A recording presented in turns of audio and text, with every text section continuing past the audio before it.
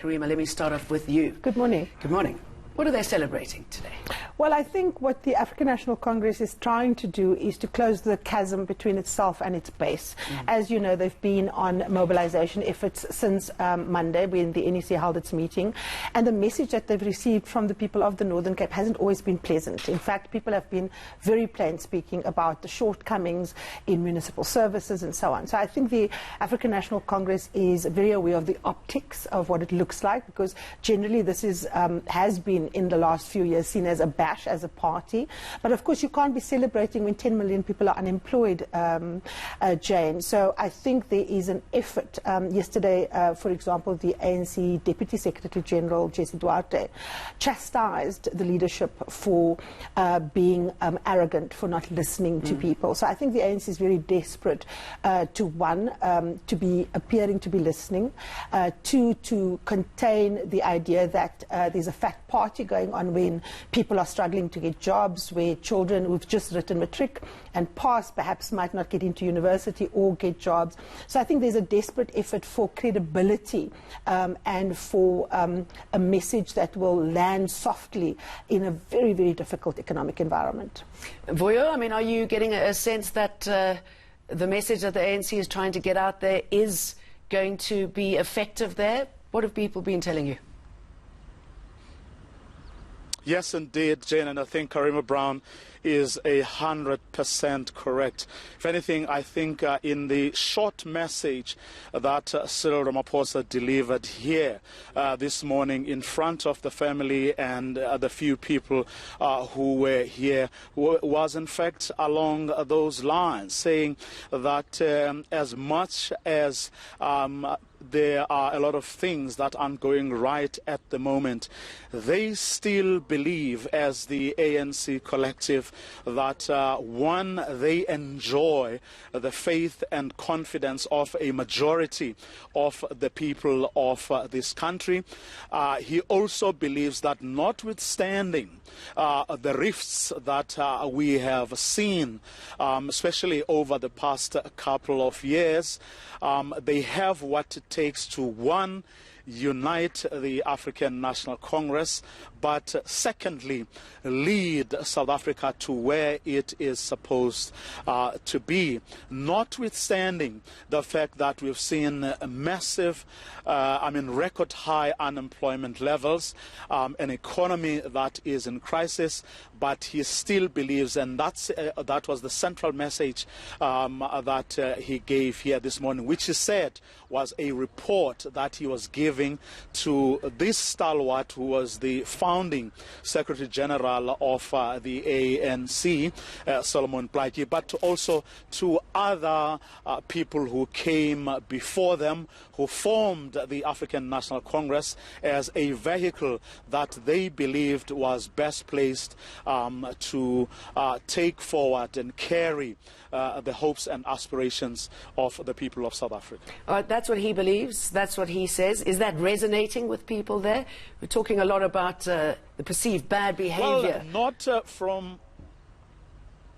Well, not from where the people of the Northern Cape sit. I think the message the ANC leadership got loudly and clearly yesterday, and I'm sure they will get it later this afternoon when the President and the ANC NEC members crisscross the province trying to mobilize people to come out in numbers and attend that Saturday rally where President Cyril Ramaphosa will deliver that big speech. The message has been clear. People are not happy. Poverty levels are high in this part of the country, as is of course the case in many parts of South Africa. They want jobs. In fact, that was the first thing that President Cyril Ramaphosa said yesterday at his very first public engagement meeting yesterday. He said, I'm aware, and the people have said it to me in when I went to the various houses. They said, Mr. President, we want jobs. We want jobs. We want to take care of our own destiny. We don't want handouts. So we want you to facilitate that. We want you to make sure that you talk talk to whoever you need to talk to, big business, you want to talk to people outside of the country, the ultimate goal should be ensuring that each and every one of us has a job. The rest will take care of. Karima, I mean, obviously the ANC needs to show that it's still relevant. Yes. I mean, when this January 8th statement first came out, it was incredibly important for people, it was uplifting. Now that there's no enemy, I mean, what does it work on now?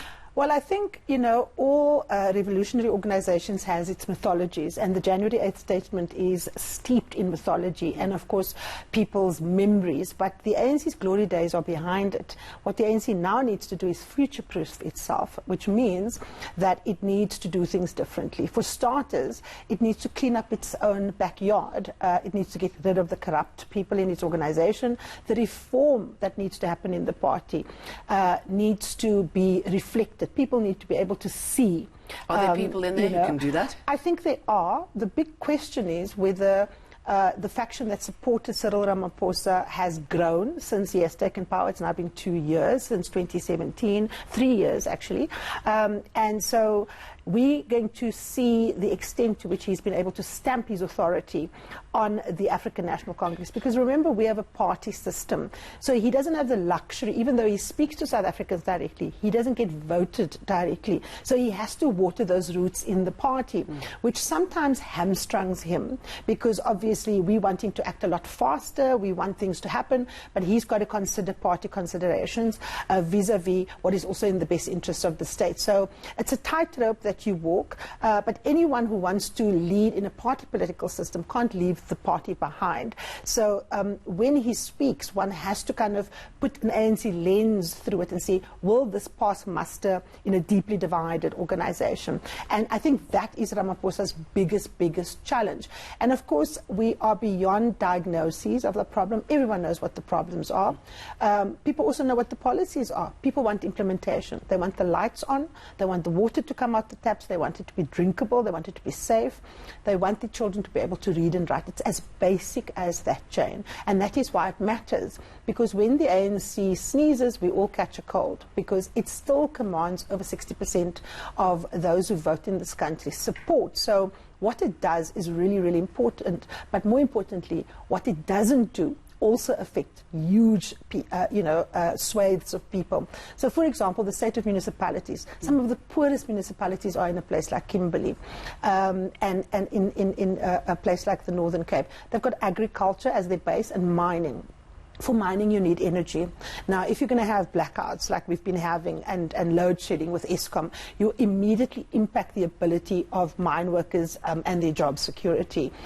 We know that agribusiness and big farm owners are worried about the question around how the ANC is going to deal with land, expropriation. So these are really important practical things that people need to be grappling with. Okay, so Vuyo, I think it's fair to say briefly that what comes out of the next few days is extremely important for us and for the party. Well, indeed, but perhaps a point to note is that whenever the ANC goes comes together to celebrate January the 8th, they always put up that united face. But and this year is really no different. But something very important is the fact that this is the year on which the ANC will be doing a midterm policy review. They're going to have an NGC. So the next 5 months are going to be crucial because there's going to be that evaluation of how the ANC how the ANC leadership has fared in implementing the resolutions of the 2017 Nasrec conference. Now, a lot can happen, and I do recall a conversation I had with the Secretary General of the ANC about 2 months ago, in fact, just over a month ago, where I said, what are the possibilities, what are the chances of us seeing those fault lines again as people ready themselves for another elective conference in another 2.5 years' time. So, yeah, those possibilities exist, but right now our focus should be on ensuring that the country is on the right path, because the people of South Africa have entrusted the ANC with that responsibility. Right. If it fails to do what South Africans expect it to do, then it may as well lose whatever confidence that South Africans have in its ability to take this country forward and deliver what people like Solomon Blaki, who lies here, wanted it and established it. All right, to for do. you. Let's leave it there. Karima, thank you very much. Pleasure.